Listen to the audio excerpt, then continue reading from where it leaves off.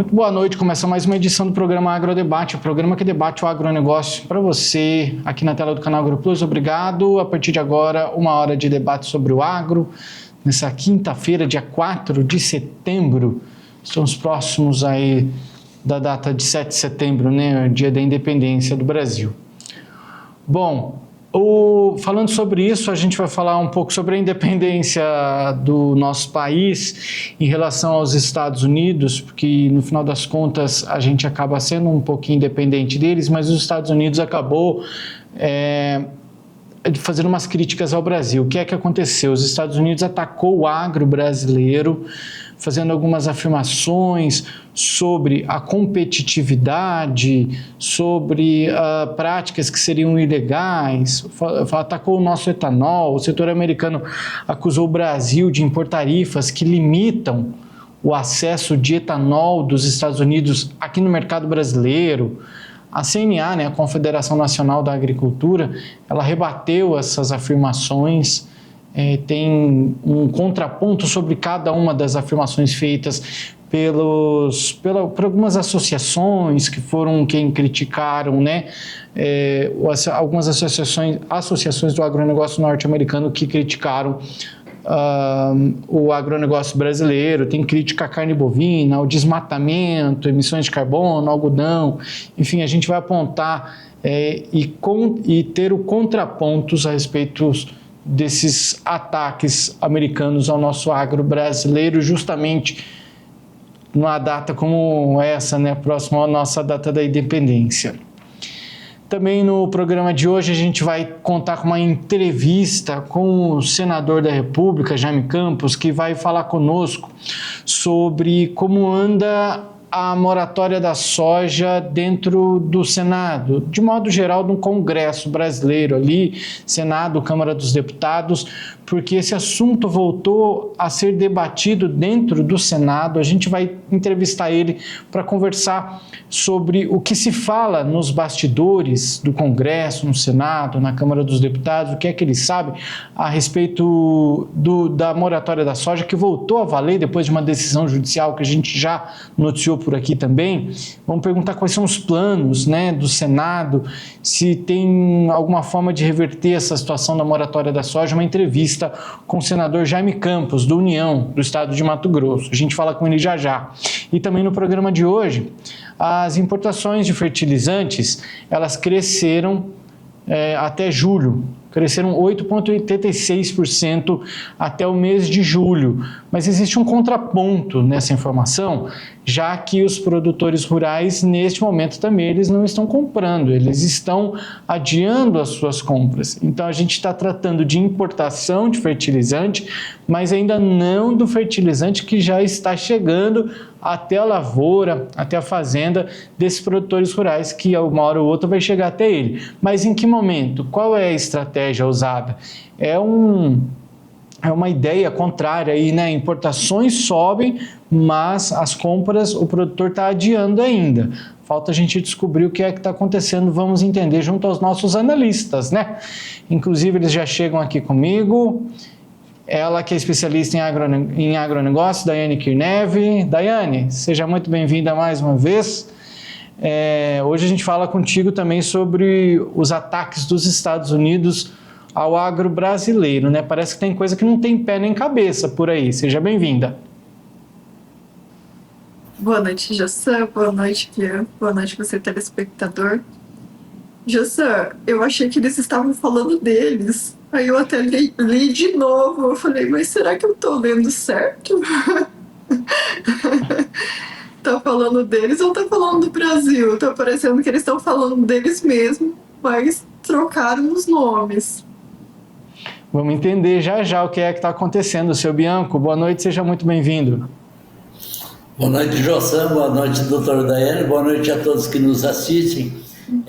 Eu acho que a tal da reciprocidade deveria ser mantida nesse ponto de vista com os Estados Unidos, mas principalmente no ambiental, que eles estão até criticando o nosso ambiental.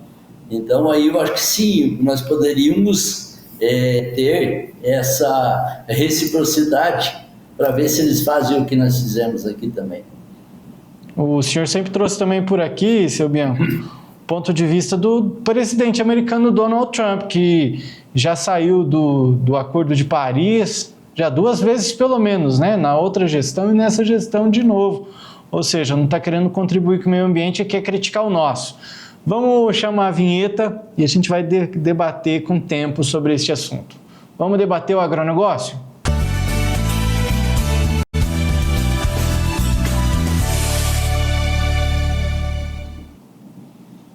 Amigos e amigas, a Daiane já trouxe um ponto de vista interessante, né? Os Estados Unidos aí criticando o agro brasileiro, parece que as críticas eram a eles mesmo, porém não, né, Daiane? As associações americanas, né, elas estão pressionando por restrições ao Brasil numa investigação da Casa Branca, enquanto o país defende competitividade legítima, conformidade ambiental. São associações ligadas ao agronegócio norte-americano, né, que apresentaram ao STR, que é o representante comercial dos Estados Unidos, uma série de documentos que acusam o Brasil de práticas desleais em diferentes cadeias produtivas. Nesse contexto, foi criticado, o que é que eles criticaram? O etanol, a carne bovina, o desmatamento e as emissões de carbono, o algodão e a segurança sanitária. Eu gostaria de tentar brevemente discutir cada um desses pontos aqui para a gente poder entender. E eu já começo com a Daiane, já que eu gosto quando a Daiane ela começa a se manifestar ali, ela já está com um sorrisinho, ela está pronta para soltar o veneno dela. O etanol, Daiane, o setor americano acusou o Brasil de impor tarifas que limitam o acesso de etanol dos Estados Unidos ao mercado brasileiro. E aí, cada uma dessas acusações teve um contraponto também da CNA, Confederação Nacional da Agricultura. E sobre o etanol, a CNA ressaltou que em 2024 o Brasil importou 17 vezes mais etanol dos Estados Unidos do que a Índia, e sem barreiras discriminatórias. José, são tantas coisas para falar, tantos pontos, né? Sinceramente, toda essa acusação, eu trato ela como uma hipocrisia, porque eles estão acusando algo, o Brasil, que eles fazem. E tá virando modinha isso, né? Os outros países que não fazem nada acusam o Brasil de fazerem as coisas que eles não fazem. Então parece, sabe o quê? Que o poste está mijando no cachorro. Essa é a verdade. Porque não tem o menor cabimento, né? Vamos acusar o Brasil do quê? Vamos começar a comparar como funciona a agricultura dos Estados Unidos. Lá, eles são altamente subsidiados. Já começa nesse ponto. E seria, falando em deslealdade com os preços, já começaria aí, né? Porque o mercado subsidiado, ele consegue vender com preços mais atraentes, mas nem assim eles conseguem. Ponto 2. Você sabia, José e telespectadores, que lá não existe APP? APP não existe nos Estados Unidos, não existe reserva em frente a rios, margens de rios, não existe nascente protegida. Lá nos Estados Unidos, o rio é do produtor. E eles se vangloriam em desviar cursos dos rios. Vocês sabiam, gente, isso? Eu fiquei sabendo agora por causa da expedição dos Estados Unidos. Tive uma conversa com uma colega que teve a oportunidade de ir. E lá é assim, se o governo quiser que você faça uma APP, ele tem que pagar para você. E pagar para você manter também. Então, olha a diferença, né? Lá, o proprietário, o agricultor, ele é proprietário daquele rio. Aqui no Brasil, a diferença é, se tiver um rio na minha propriedade, eu até sou proprietário, mas eu não posso usar, dispor da forma com que eu quiser. Ele é um bem público, né? De uso público, domínio comum, e eu tenho que manter as minhas custas a preservação de rio, a preservação de floresta. Então, ponto 1 aí. Quem que está falando sobre desmatamento, sobre questões ambientais? Então, vamos lá. Será que eles fazem 1/3 do que o Brasil faz com relação à preservação? Vou falar outro dado para vocês que é interessante. Os Estados Unidos é um dos países que mais desmata e mais causa poluição per capita do mundo. Então, tá ficando meio feio isso, né? Então, vamos levar mais dados. Vamos falar sobre tarifas. Será que a gente vai falar sobre tarifas no Brasil? Ele que está aplicando tarifaço no mundo inteiro, nós vamos falar sobre tarifas? Não faz o menor sentido, né? Falar que o Brasil está sendo desleal aplicando tarifas, sendo que nós estamos sofrendo com tarifaço, nós e o resto do mundo. Então, outro ponto já muito bem combatido, né? E a gente vê outras situações também, que a agricultura dos Estados Unidos, além de ser subsidiada, ela também não encontra tantas barreiras sanitárias como o Brasil, porque eles têm um livre acesso de mercadoria muito mais fácil. Já o Brasil enfrenta, além das barreiras sanitárias internas que são extremamente exigentes, as barreiras nacionais de carne, de aves. Só quem é produtor de aves sabe, né? O tanto de exigência que nós temos aqui com a nossa produção. Inclusive, nós temos até certificados, né, de qualidade por outros países que são exigentes, até pelo Japão. E muitas vezes, os Estados Unidos, por ser uma grande potência, acaba tendo uma liberação dessas barreiras. Essas barreiras sanitárias, elas são exigidas, sim, para fazer até controle de mercado, isso é verdade, mas não é o caso do Brasil. O Brasil sofre o pedido e a exigência de barreira sanitária. Então, o produto brasileiro ele tem que ter uma série de especificação. Então, por que o produtor brasileiro ainda consegue ter uma concorrência?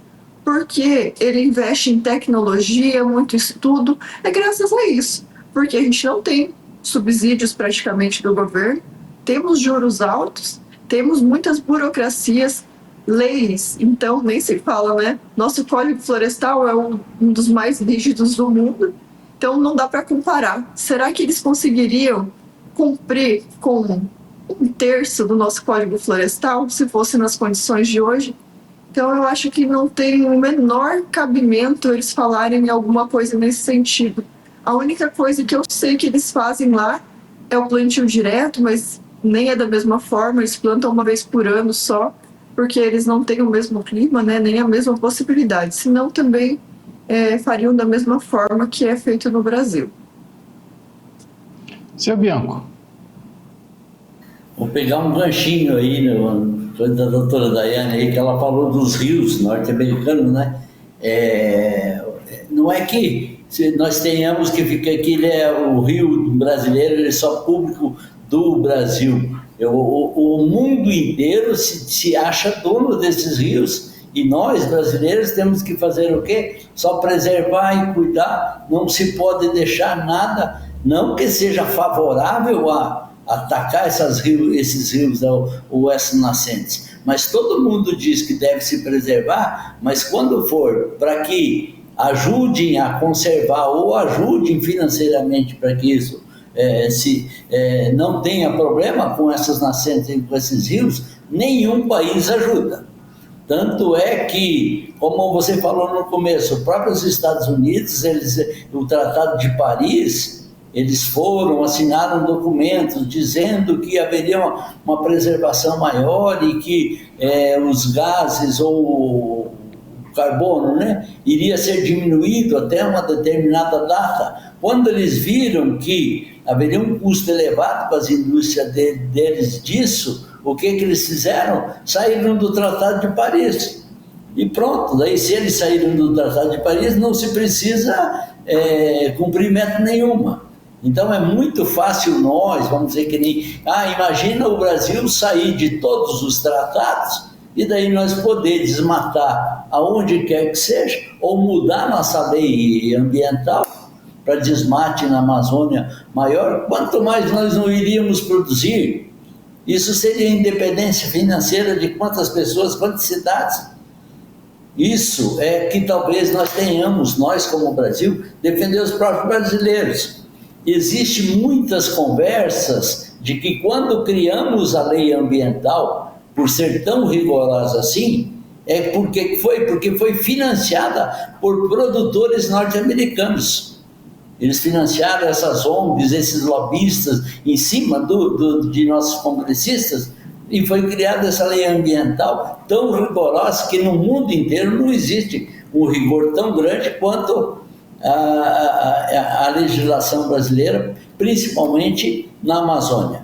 Então, eu acho que os Estados Unidos, ou quem quer que seja, antes de vir nos criticar, eles têm que ver que o produtor brasileiro é muito competente e muito trabalhador. Por isso que nós chegamos no ponto de estar incomodando muito esses países e eles estarem nos criticando, querendo nos criticar indiretamente para serem beneficiados. Sobre a carne bovina, teve uma afirmação também de que o Brasil ele impôs restrições não tarifárias que dificultaram bastante a exportação de carne dos Estados Unidos, justamente quando o Brasil segue abrindo os seus mercados. Eu volto para o senhor, seu Bianco, na sua opinião, em negócios, do que é que eles estão falando exatamente aí com essa afirmação de restrições não tarifárias que dificultam bastante a exportação de carne dos Estados Unidos? As mesmas leis que nós também temos que passar. A aprovação, seja por sanidade, isso são leis normais de que se você vai comprar algum produto, principalmente para o ser humano, ele deve ter uma segurança alimentar. Imagina, Jossan, existe muita conversa, muita fofoca. Imagina-se que uma carne dos Estados Unidos não tenha lá para eles mais consumo nenhum e não sirva para nada. Vamos dizer, já com uma carne já chegando a ser deteriorada. E daí eles podem então exportar isso para o Brasil e deixar que o brasileiro consuma isso? Nós temos que ter o rigor nosso para que também saibamos que dentro desse limite, dentro disso, vem a carne que não irá prejudicar o ser humano brasileiro. Então são essas as metas, principalmente o rigor das leis, porém nada mais fora do que eles próprios também têm o mesmo rigor quando nós vamos exportar para eles. É uma via de mão dupla, as mesmas leis que eles que nós devemos cumprir com os Estados Unidos ou com todo e qualquer país, eles também, o Brasil também exige que quando for importar alguma mercadoria, seja carne bovina ou o que quer que seja, devem passar por inspeções, principalmente de órgãos brasileiros. Daiane. Jossan, realmente não é que nós exigimos barreiras sanitárias no sentido de serem justos, né, com as importações. A questão é que o Brasil mesmo sofre com essas exigências sanitárias. O produtor brasileiro ele precisa cumprir. Quem dirá o que vem de fora? Então, assim, se existe um regulamento, ele tem que ser seguido por todos. Norma de segurança e saúde na alimentação, ela precisa ser seguida. E aqui no Brasil, nosso controle sanitário é extremamente rigoroso. E nesse aspecto, Jossan, não é só para quem importa carne para o Brasil, não. É para nós também. Muito bem. No quesito segurança sanitária, que o Brasil também foi apontado, algumas associações questionam o histórico brasileiro de notificações de doenças, além de auditorias em frigoríficos importadores. Isso está muito ligado, Daiane, ao que você falou na sua introdução, na sua fala, o tanto que o Brasil se empenha, né? Agora, nós tivemos um caso isolado aqui no Brasil, enquanto os Estados Unidos, né, como você disse também lá no começo do programa, parece que eles estavam falando deles mesmos, né? Os Estados Unidos, eles vivem uma crise por conta da gripe aviária e não é de hoje. Então, a gente tem um caso isolado, eles sofrem com a gripe aviária já há algum tempo. E então, não faz algum sentido esses questionamentos deles, né? Exatamente, Jossan. A gente teve uma situação que a gripe aviária foi foi muito expansiva lá nos Estados Unidos. Eles tiveram que matar, praticamente dizimar toda a população de frango deles, né? Tanto é que o Brasil começou a exportar frango e ovos, porque eles ficaram praticamente sem ovos. Não sei se vocês se lembram, houve até uma crise com os preços, né, dos ovos lá, que foi nas alturas, porque eles não tinham. Então, será que a nossa barreira sanitária é algo que foi ruim? E se tivessem o descontrole que eles têm? Então, não dá para acusar o Brasil de algo que eles não praticam, né? Que é essas questões sanitárias. Está faltando um pouco lá nos Estados Unidos também de controle. E com relação a isso, eu acho que o Brasil deve ser exigente, sim, porque isso afeta diretamente a alimentação e o perigo, né, que aquela população que vai consumir aquele alimento pode correr se tiver algum problema naquela carne.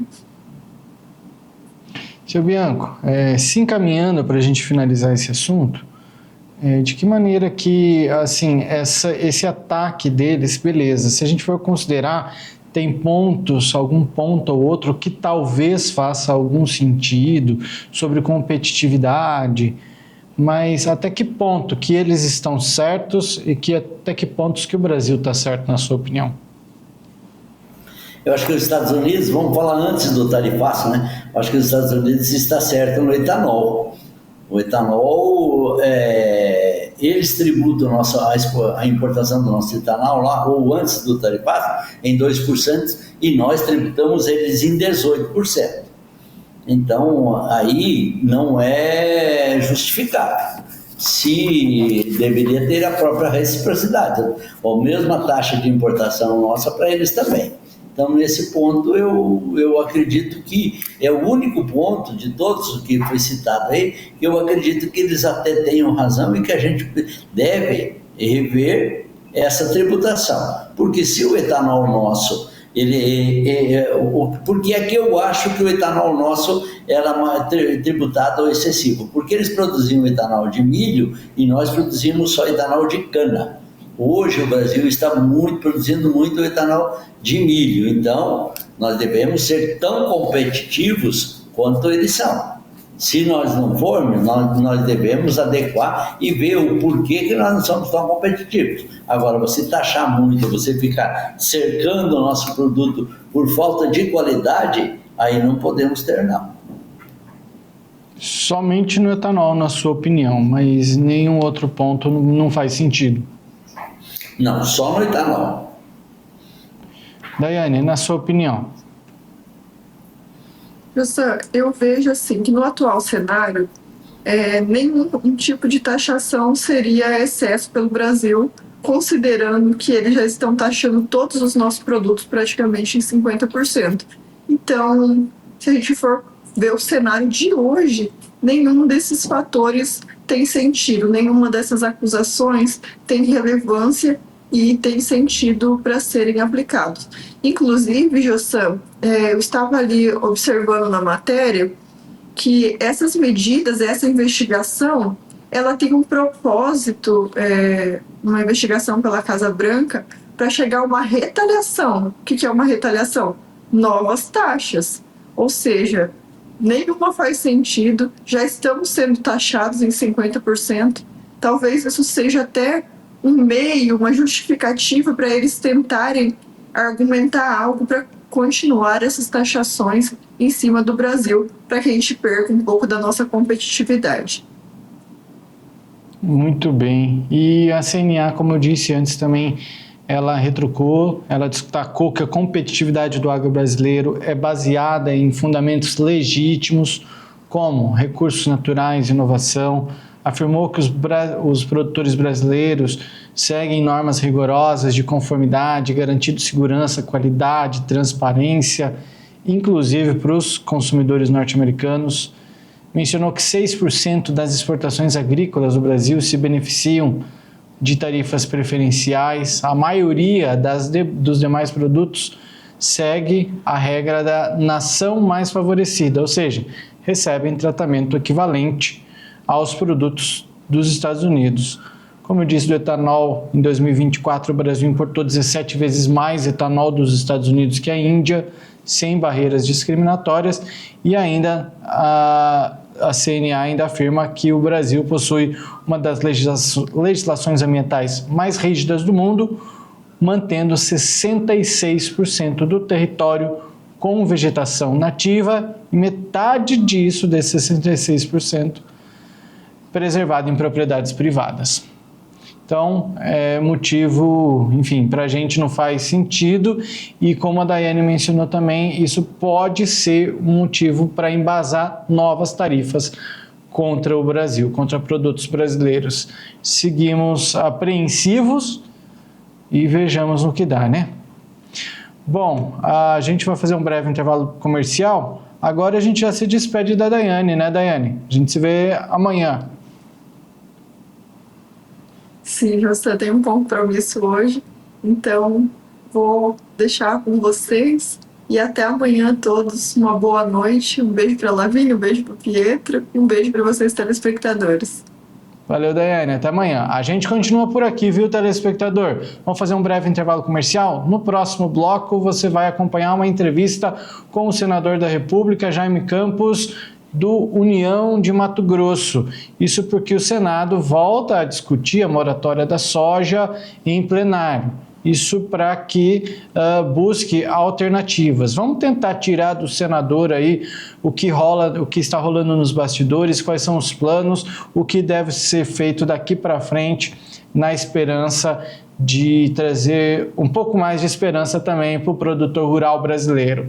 O intervalo é rápido e hoje a gente ainda fala das importações de fertilizantes que cresceram agora em julho no Brasil, porém o produtor ainda não está comprando. O que é que está acontecendo? Vamos entender isso já já, o intervalo é rápido.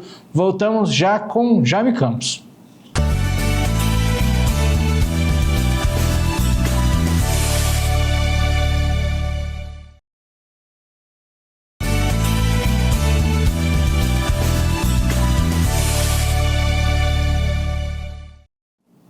O Agrodebate dessa quinta-feira, dia 4 de setembro, está de volta e agora a gente volta a debater a moratória da soja, um assunto que você já conhece muito bem. Isso porque há poucos dias atrás a gente acompanhou inclusive aquela decisão judicial, né, que fez com que a moratória da soja voltasse a valer, e esse assunto está sendo debatido mais uma vez no Senado. A gente vai conversar já já com o senador Jaime Campos, que vai tentar trazer um panorama para a gente sobre o que é que está acontecendo, quais são as medidas do Senado. Eu já convido o seu Bianco para voltar aqui comigo, seu Bianco, porque esse é um assunto que ele não sai daqui e ele deve continuar sendo debatido, isso porque a gente já sabe, é uma medida que ela vai contra até a própria legislação brasileira. Infelizmente, José, ainda estamos debatendo isso, mas vamos ouvir o que o senador tem a nos contar de novo em cima dessa bendita moratória da soja. Então vou convidar ele para fazer parte agora aqui dessa bancada digital, o senador Jaime Campos, do União de Mato Grosso, que inclusive tem uma longa carreira política e representa o estado de Mato Grosso lá no Congresso, né, senador? Primeiramente, queria dar boas-vindas e agradecer imensamente por estar participando do nosso programa. Seja bem-vindo. Muito obrigado pelo convite para participar do seu programa aí, o Bianco e a você, José. Da certeza que eu posso contribuir na relação a esse assunto já há bastante tempo debatido, que é a questão da moratória da soja. Vocês têm acompanhado nos últimos dias em relação à decisão do CAD, que reuniu-se o CAD e ali deu com certeza o ganho de causa de uma coisa que já é nossa. Na medida que tem uma lei estadual que já estava lá há algum tempo sendo discutida também diante do que os partidos políticos entrou com essa lei que o governo de Mato Grosso aprovou na Assembleia, arguindo sua inconstitucionalidade. Entretanto, foi dado o despacho final pelo ministro Flávio Dino, dizendo que a lei ela prevalece, ou seja, ela tem pleno vigor. E agora, por decisão do TRF aqui, eles liminarmente suspenderam a decisão do CAD. Eu acho que tudo isso vai, nesses próximos dias, ser resolvido definitivamente. Mas agora é bom que se esclareça que prevalece a lei que o Estado fez, através da nossa Assembleia, Então está em vigência. Ela não foi, assim, vamos dizer, cassada, da medida que o Supremo Tribunal Federal, despacho do ministro Flávio Dino, nos assegurou que essa lei está em vigência. Ora, não passa nada mais do que isso aí, do que uma questão de negócios. A verdade é o seguinte, quando a BIOP entrou contra essa decisão nossa da lei, nós interpretamos e entendemos que isso é uma questão de negociata, de interesse de ONGs, interesse da comunidade europeia e de outros países que não quer dar o devido valor, ou seja, do que é a produção brasileira, sobretudo a produção dessa região do Brasil, que é a região centro-oeste. Na medida que essa discussão já vem, está mais ou menos em vigor, desde 2006, que eu entendo que é um verdadeiro abuso do poder econômico, particularmente das trades, que estão usurpando, com certeza, dos nossos produtores rurais. Porque, na verdade, o Brasil é o país que mais preserva do planeta, é isso? Nós preservamos, talvez, 65% a 66% de todo o nosso território nacional. Temos um Código Florestal moderno, avançado. Eu mesmo participei, na época, quando foi feito o Código Florestal brasileiro, lá atrás do meu primeiro mandato, eu tive a primazia de participar daquela comissão especial, que era presidida pelo ex-deputado, ex-ministro Aldo Rabelo, por sinal, aqui eu tenho a reconhecer o trabalho exitoso que ele promoveu frente daquela comissão especial. De lá para cá, abriram essa possibilidade de declarar a questão da moratória em relação. Mas eu, particularmente, tenho a sensação que esse assunto vamos resolver de uma vez por todas. Eu imagino que, sem nenhum pudor agora, as trades, ou seja, a BIOP, ela quer fazer um acordo. Caso contrário, vai ter que vai receber uma multa muito grande. Nós vamos ganhar, diante do prejuízo de quase 20 bilhões de reais que eles nos deram, para os médios e pequenos produtores. Então, eu imagino de que eles querem sentar numa mesa com as entidades que representam o setor para buscar um acordo, dizendo, olha, está tudo certo, não vamos, em hipótese nenhuma, questionar o que já está decidido, agora queremos que vocês liberem nós da multa, ou seja, nós não queremos pagar uma multa, que essa multa, eu imagino que seja uma multa de um valor bastante grande, e eles não querem pagar. Então, eu acho que o CAD, de forma democrática, transparente, deu a decisão final, dizendo, está perfeito, está resolvido o assunto. Agora, a BIOP recorreu ao TRF aqui da primeira região, e infelizmente deu o quê? Uma liminar. Não foi julgado no mérito, então, nesse caso particularmente, tanto a decisão do Flávio Dino, lá, que nos assegurou que a lei aprovada pela Assembleia Legislativa do Mato Grosso está em vigência, ele deu liminarmente. Vai ser julgado aqui agora no colegiado, para que ele possa dar o julgamento do mérito, mas vamos vencer.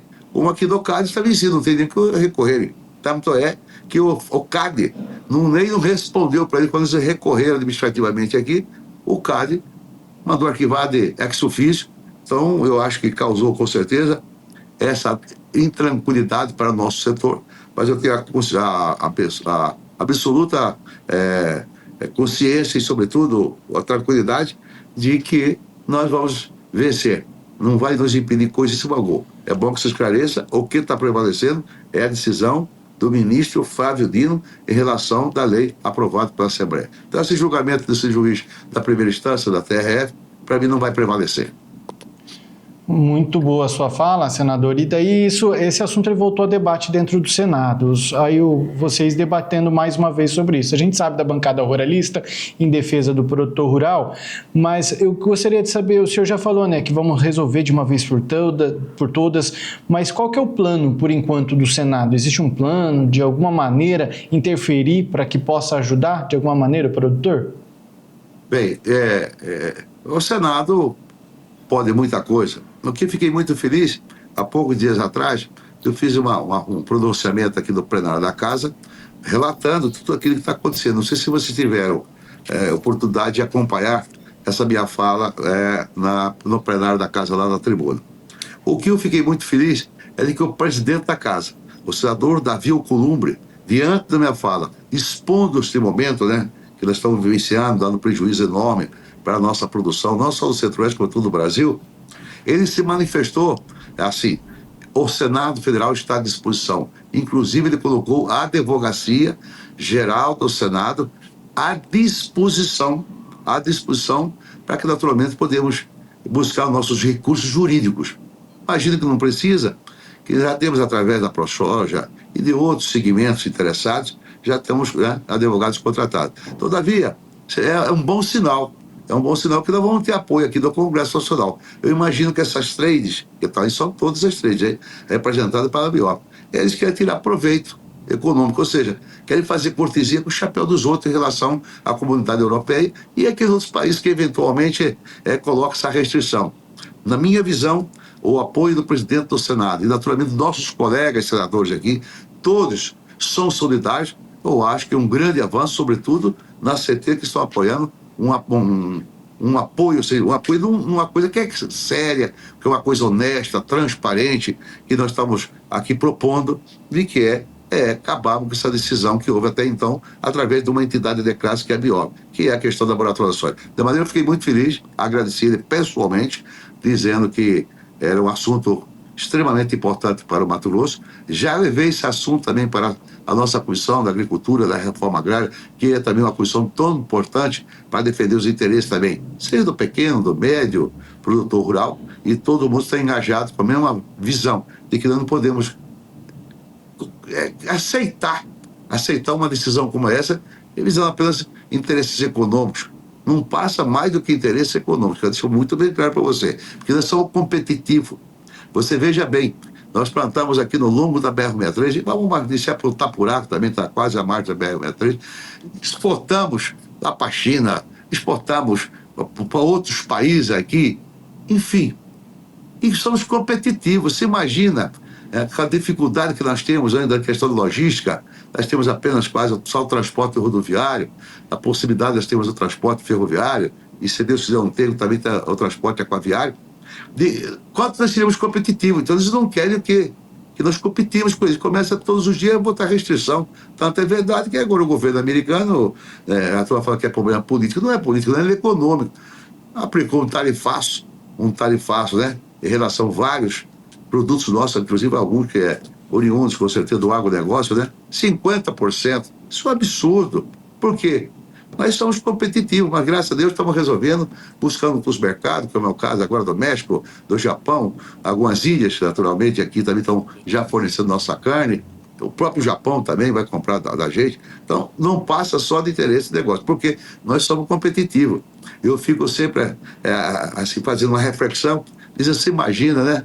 O nosso estado distante dos grandes centros consumidores, né? E vamos lá, produzimos competência de forma sustentável, preservando, né, nosso ecossistema. Enfim, não tem ninguém que preserve mais o planeta do que agora, ou seja, o Brasil. Agora, infelizmente, toda essa politicária contra nós, principalmente das ONGs, que são bancadas com dinheiro dos americanos, dos europeus, estão querendo aqui destruir a nossa grande fonte da economia brasileira, que é o agronegócio. Seja ele a soja, seja ele o milho, vem para o seguinte, o milho gera também o etanol, né? Nós estamos exportando, agora estamos sabendo já, começamos a exportar o DGT também, né? Para alguns países aí, vai ser também um grande mercado para ter, na medida que o DGT tem 20, 30, 31% de proteína animal, tá? Não passa nada disso. Mas o que me deixa tranquilo é de que, por exemplo, ontem nós aprovamos já no Congresso Nacional também o Estatuto do Pantanal, tanto do Mato Grosso como do Mato Grosso do Sul. Também era uma politicagem de restrição contra o Pantanal. Fizemos uma regra nova, fui relator da matéria, está aprovado. Agora estão aprovando também, esses próximos dias, o seguro rural. Eu sou o relator, né? O seguro rural, que vai permitir, com certeza, que nós podemos, você ter acompanhado o tempo, essas tragédias, né? Essas mudanças climáticas dando muito prejuízo. E agora, graças a Deus, avançamos. Já entreguei na CCJ, e vai ser aprovado esses próximos dias, em caráter terminativo aqui no Senado Federal, e depois encaminhado lá para a Câmara ser aprovado. Permitimos que nós tenhamos pelo menos 70%, 80% da cobertura do seguro rural. Para você ter uma noção, os Estados Unidos têm 83%, o Brasil tem apenas 21%. Sabe por que o produtor rural não paga seguro aqui? Porque é muito caro, ninguém aguenta. E na medida que nós não temos seguro rural também aqui, os bancos também, né, praticam juros caríssimos. Então, nós estamos agora aprovando a autoria, que é da senadora Tereza Cristina, nossa ministra. Eu sou o relator, já está prontinho, já vai ser lido e aprovado seguro. Então, nós estamos avançando. Na medida que nós avançamos em tudo isso aí, nós seremos muito mais competitivos, com certeza, entregando produtos de boa qualidade e principalmente respeitando toda a questão ambiental do nosso Brasil. Muito bem. Seu Bianco, sua vez. É uma honra, senador, estar conversando com o senhor. É uma honra e um prazer saber que um senador defende tanto o agro e está conosco. Hoje nós já estamos... Oi. Só uma parte. Não é que eu também sou do agronegócio, talvez eu sou pioneiro nessa região norte do estado. Eu cheguei com a primeira propriedade minha ali na Alta Floresta em 1981. Em 81 já era proprietário, fui um desbravador dessa região amazônica do Brasil. Sou produtor. Talvez não participo muito assim das entidades aí, porque os afazeres são muito grandes. Mas sou produtor e com muito orgulho. Eu sou produtor mesmo com a pecuária, com a agricultura. Enfim, estou ajudando com certeza a construir um país também, um Mato Grosso com uma perspectiva, sobretudo, né? Levando mais emprego, renda ao nosso povo. De forma que eu tenho a obrigação, primeiro como senador, segundo também como homem do agronegócio. Aí eu acho que eu tenho que lutar porque eu sei do valor que o homem do agronegócio com certeza tem. Por favor, Bianco, pode falar. A gente sempre acompanha o senhor e agradece por toda essa defesa. Agora, senador, nós temos então aí a lei, temos a aprovação da lei, a aprovação do CAD e também o apoio dos políticos. O senhor acha que isso demoraria muito tempo para a gente e a Biob iria simplesmente só enrolar quanto tempo ainda para tentar se escapar dessas multas? Eu acho que será rapidamente, na medida que hoje está prevalecendo a lei estadual, bem que esclarece aqui. Mas como foi dada apenas liminarmente, eu imagino, diante das ações que os assessores jurídicos, principalmente da ProSoja, recorrer aqui em relação ao TRF, eu acho que o debate pronto ele vai julgar. Ele vai julgar porque é uma necessidade que não é um assunto qualquer, um assunto de suma importância, desde que eles vão provar para o TRF que nós não estamos fazendo nada de errado. Inclusive, nós estamos sendo avalizados pelo Supremo Tribunal Federal diante da decisão do ministro Flávio Dino. Eu vou, inclusive, para Cuiabá agora esse fim de semana, vou procurar o presidente Lucas, que é da ProSoja, que vocês conhecem, o próprio também nosso amigo Bermonte, que é presidente da FAMAT, eu vou conversar com ele e ver como que está. Caso contrário, eu vou pedir uma audiência, em nome, inclusive, do Senado Federal, junto com o presidente Davi Alcolumbre, que ele se propôs a ir junto comigo, com o desembargador que deu essa liminar, para que nós tratamos desse assunto, que eu acho que tem muita relevância, particularmente não é só para o Mato Grosso, nós temos que ver um junto para o Brasil. Então, diante da conversa que eu vou ter com o presidente da ProSoja, com o presidente da FAMATO, eu, particularmente, eu acho que não teríamos nenhuma dificuldade para irmos até o TRF, buscar uma audiência e mostrar, com certeza, ao desembargador que tiver com esse processo na mão, ele decidir. É um assunto que tem que ser decidido o quanto mais rápido possível para não causar e gerar essa intranquilidade para todos nós. Seu Bianco, vai lá. A gente sabe que o senhor é um lutador aí pela 163 e graças a Deus está sendo asfaltada. O que o senhor poderia, vamos explorar um pouco mais, o senhor, nos falar de hidrovia, ferrovia, o que é que hoje o senhor poderia nos trazer a mais de informação? Bem, Bianco, na verdade é o seguinte, a BR-163, você sabe que foi na época, na abertura, né, nos anos 70, aberta pelo 9º Batalhão de Engenharia. Depois disso, quem asfaltou essa rodovia, né, foi o meu querido irmão Júlio Campos, como ex-governador, saindo do Trevo Largado, indo até a cidade de Colírio, e de Colírio até a cidade de Alto Floresta, foi o que asfaltei quando governador de 91 a 94.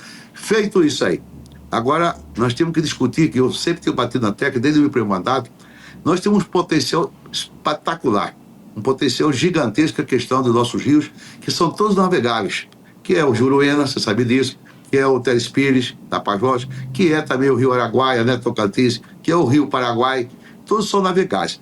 Houve, com certeza, acho que foi um verdadeiro crime em relação a esse potencial nosso, que construíram várias usinas hidrelétricas, em alguns, né, e não deixaram as inclusas. Não que não poderia ser usado para produzirmos energia, ótimo, mas teria que deixarmos aí cruzas para que esses rios pudessem ser navegáveis, para que nós pudéssemos até tirar a nossa produção, sobretudo essa vasta região do nosso estado aí, sair pelos grandes portos via fluvial. Entretanto, a minha perspectiva que eu vejo hoje em relação aqui, após várias discussões que nós estamos tendo aqui da Comissão da Infraestrutura, eu sou membro titular, é a possibilidade de algumas conseguirmos, porque é um transporte mais barato, você sabe disso, menos poluente. Você imagina se tivesse que começar a hidrovia aí, Rio Teles, Pires, Tapajós, de quantos diminuímos nossos custos de transporte aí? Seria um valor que não dá nem para valorar, ou seja, mensurar. Nesse caso, a primeira que tem a possibilidade agora, acabou já aqui em Isturica lá, é a bacia hidrográfica do Paraguai. É isso, Paraguai, que vai sair lá na Argentina também, um grande canal. E também a hidrovia Tocantins ali, né? E o Araguaia-Tocantins também, que isso é possível. Agora, é uma questão de política de Estado. Infelizmente, o Brasil não aproveita as suas potencialidades. Hoje, para você ter noção, 75%, 76% de todo o transporte da nossa produção, da nossa carga, é via o quê? Via pneu, via caminhões. Pouco, quase nada, através das ferrovias, em que pese estamos avançando. Haja vista que nós estamos com a ferrovia nossa demandando, que é a Ferronorte, saindo de Cuiabá, né? Cuiabá melhor não, de Rondonópolis, indo até Lucas, não é isso? Ótimo. E nós temos que discutir a Ferrogrão também, que é muito importante, você sabe disso. Que é essa Ferrogrão que demanda Sinop até o porto de Mirirituba. Lamentavelmente, tinha lá uma decisão do Supremo Tribunal Federal, atravancando. Já resolveu, inclusive o ministro que era autor dessa liminar, que é o ministro Alexandre de Moraes, já concedeu para que prossiga os estudos, os projetos, para que amanhã depois possamos fazer os chamamentos públicos através do Ministério da Infraestrutura, como também através da NTT, que é a Agência Nacional de Transporte Terrestre. Então, estamos avançando, nós estamos batalhando para que essa Ferrogrão também saia, para melhorar, com certeza, a nossa questão do transporte intermodal. Como também o prosseguimento, Bianco, José, da nossa BR-163, essa duplicação. Já temos a decisão do Tribunal de Contas da União permitindo a renovação da concessão que foi dada via Brasil no trecho Sinop a Santarém. Feito isso, ele tem a concessão. Mas foi uma concessão, ela não permitiria a duplicação. E agora já foi dada a decisão final pelo Tribunal de Contas da União, autorizando que o Estado, ou seja, a Federação, renova essa concessão se por acaso o proprietário da concessão, que é a Via Brasil, não interessar, nós fazemos um chamamento público para permitir a dessa duplicação, ou seja, demandar no primeiro trecho entre Sinop até a divisa do Mato Grosso com o Pará, que passa assim, acima de Guarantã do Norte, 50, 55 quilômetros. Esse está avançado, eu espero que essa duplicação continue de Sinop também lá para o porto de Mirirituba, pelo menos no primeiro trecho, que sai Sinop até a divisa Mato Grosso e o Pará. De forma que estamos trabalhando em todo sentido, em todas as frentes, para nós melhorarmos esse ambiente em relação ao transporte. E, por outro lado, lá na região do Norte do Araguaia, está saindo a FICOL, que é a FICO, que está demandando de Mara Rosa, ou seja, lá de Goiás até a cidade de Água Boa, numa possibilidade também dela prosseguir, levando até o outro braço, até outra cidade do extremo norte de Mato Grosso, com direção com uma variante, ou seja, uma perna demandando também até o estado de Rondônia. Eu espero que nesses próximos, no máximo, 5, 6 anos, o Mato Grosso esteja bem servido de logística. Evidentemente que eu gostaria imensamente, que eu sou, uma pessoa que vibro muito, tenho um verdadeiro fascínio para as hidrovias. O Brasil tem um potencial gigantesco, mas infelizmente perdeu de vista. E você lembra muito bem, Bianco, você, em relação à construção aqui da usina de Itaipu, lembra?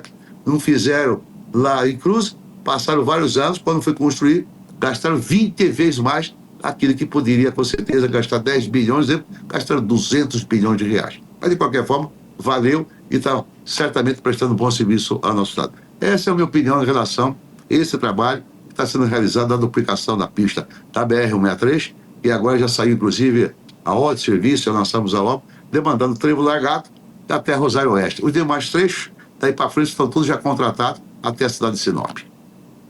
São assuntos que são importantíssimos para o desenvolvimento do estado de Mato Grosso e, consequentemente, para o desenvolvimento do agronegócio brasileiro. Senador, como agradecer sua participação, sua disponibilidade, somos gratos. Vou passar para o seu Bianco também para ele agradecer, depois a gente dá espaço para o senhor. Obrigado. Senador, muito obrigado de dispor desse tempo e fica o convite para o senhor visitar a nossa Tapurá aqui. Eu agradeço você, Bianco José. Com certeza, oportunamente estarei aí. Inclusive, teve já comigo que o prefeito aqui, antes era o prefeito que teve aí também, por várias vezes teve comigo, inclusive remeti algumas emendas, particularmente para alguns setores bem essenciais, e o prefeito que foi eleito agora esteve já comigo, já atendi ele, inclusive com algumas emendas aqui, se não me falha a memória, para a da saúde e outros setores. Eu estou aí para somar. Eu sou um político diferenciado, viu, Biaco? Eu sou um político de resultado. Talvez não sou muito de tribuna. Não sou esse negócio de ficar gravando selfie todo dia. Eu quero levar benefício para o nosso município, até para o Estado, na medida em que eu acho que só vale a pena ter um mandato quando você tem uma política proativa, que você pode contemplar a população mato-grossense, como é o caso desses últimos 10 dias, eu consegui liberar quase 140 milhões de reais para os municípios mato-grossenses lá, um tico-tico para cá, um tico-tico para lá, para ajudar na saúde, para ajudar a construir uma quadra de futebol, para fazer a pavimentação de uma rua. De maneira que é um prazer muito grande falar com você aí, e com certeza, oportunamente, nós estaremos aí em Itapurá, para rever essa população querida, valorosa, trabalhadeira, que aqui nós temos que render homenagem aos brasileiros que vieram para essa vasta região do Brasil, que é a região norte, ao longo da BR-163, da 325, etc., e construir, com certeza, essa civilização moderna, né, cheia de prosperidade, desenvolvimento. Eu tenho dito aqui em Brasília que essa região é o Brasil diferenciado, é o Brasil que deu certo, e graças a Deus estamos hoje até com emprego, faltando até gente para empregar. Eu digo isso porque eu estou também no longo daí, mais em cima, na 325, e vejo a dificuldade até de mão de obra. Por quê? Nós estamos trabalhando, produzindo, não só na área do bovino, na área da soja. Agora, graças a Deus, entrou também o gengilim, que está muito bem lá, particularmente nessa região minha. Eu plantei ano passado quase 4.000 hectares só de gengilim. Enfim, o milho produzindo etanol, que é o subproduto que você vende para fazer a proteína animal, para vender não só para o bovino, para o suíno, etc. Foi um prazer muito grande, me coloco à sua disposição e quero dar um beijo no coração de toda a população de Itapurá e todos os queridos amigos e amigas aí. Obrigado mais uma vez pela sua participação. Conversamos com o Jaime Campos, senador pela União de Mato Grosso. Um grande abraço. Seu Bianco, a gente vai fazer uma pausa. No próximo bloco a gente fala sobre as importações de fertilizantes que cresceram 8,86% até o mês de julho, o que gera um pensamento aqui na gente, já que esse é o momento que o produtor não está comprando. No final das contas, se estamos importando e o produtor não está comprando no mesmo ritmo, o que é que está acontecendo? O intervalo é rápido, vamos entender isso já já.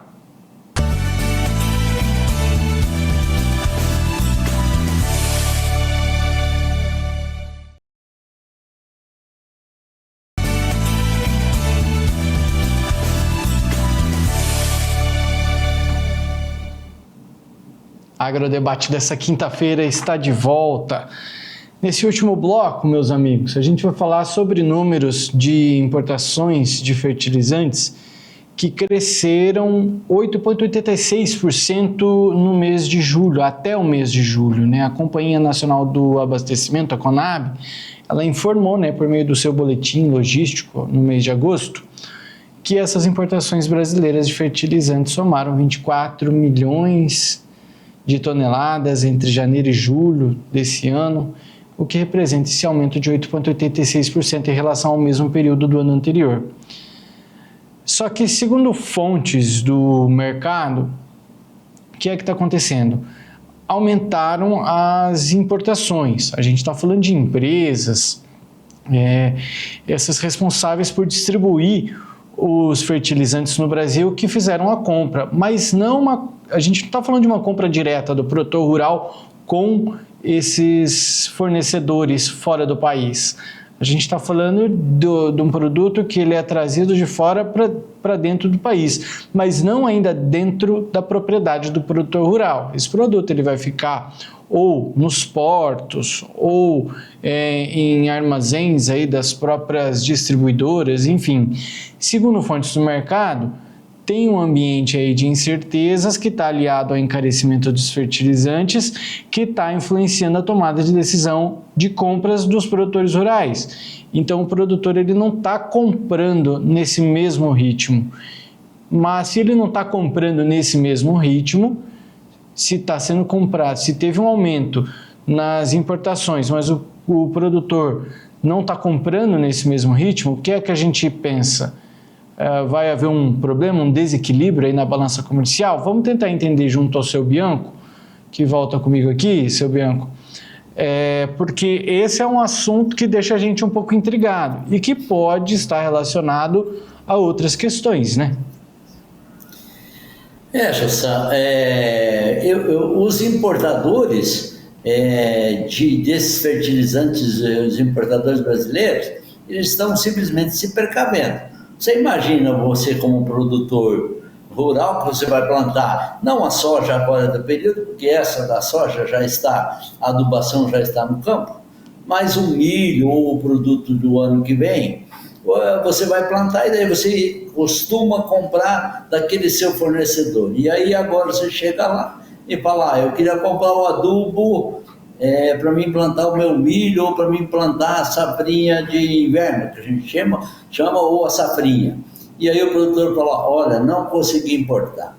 Então, no meu entender, essas empresas importadoras, elas correram no mercado em virtude da notícia da guerra entre Rússia e Irã, talvez o fechamento lá do Estreito de Hormuz, né? Hormuz, lá o Estreito Árabe, lá que você não consegue passar com produto.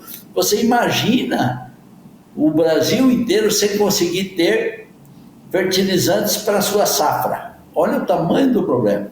E é um problema de segurança alimentar e também seria um problema dessas empresas que você, como produtor rural, sempre comprou dessa empresa e agora, nesse momento, ela deixou de ter o produto para te fornecer. E, além disso, também, com uma possível guerra, um possível fechamento do estreito e coisa, os preços iriam se elevar. Então, primeiro, a garantia de que você vai ter o produto e também garantir um pouco de preço. Se houver uma guerra maior, teoricamente o preço também vai subir. Mas você já está garantido que seja por 10, por 500 dólares a tonelada ou 600 dólares a tonelada, você, o produtor brasileiro, não deixará de fazer sua safra pela falta dos fertilizantes.